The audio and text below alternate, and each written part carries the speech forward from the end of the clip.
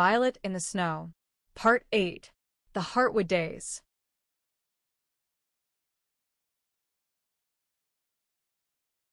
Summer unfurled across the forest with golden insistence.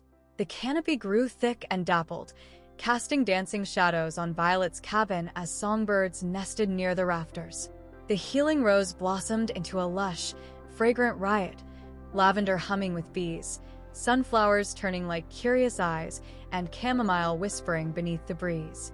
Violet woke earlier these days, not from urgency, but from a sense of anticipation. There was a deepening in her rhythm, every task done slowly, with intention. She mixed herbal blends for passing travelers and wrote small notes tucked inside each pouch. "This light is yours." Ash now spent afternoons in the shade near her journal table, curled beside baskets of dried petals. He had grown older, his coat flecked with hints of silver, but his eyes still held the same wild serenity. Violet sometimes read aloud to him, fragments of poems, letters, and pages from Clara's sketchbook, which had become a cherished keepsake on her shelf. One afternoon, while collecting wild mint by the stream, Violet discovered a circle of mushrooms nestled in a clearing. The formation was perfect, like a ring of watchful stars. She stood there quietly, feeling a pulse she couldn't explain. That night, she dreamed of fireflies rising like lanterns and voices humming a melody she'd never heard. She woke with a new idea, a midsummer gathering.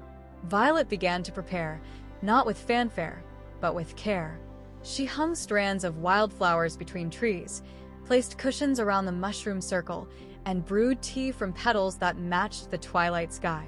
She didn't send invitations. She simply lit both lanterns and trusted the forest to whisper. And it did. On the eve of the solstice, visitors emerged like fragments of her own story.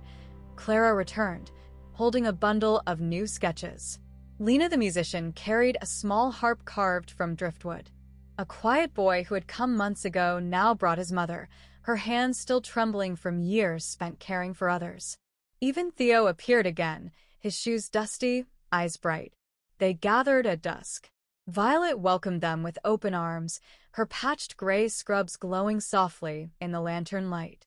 No speeches were made, no announcements given. Only laughter, quiet song, and tea passed hand to hand like memory. As the stars arrived overhead and Ash slipped among the shadows, Violet looked around and felt something profound. This life she had built wasn't just hers. It was shared, blooming in others in ways she'd never imagined. And in the silence between heartbeats, she whispered to the night, "We're all building something." Even in the quiet,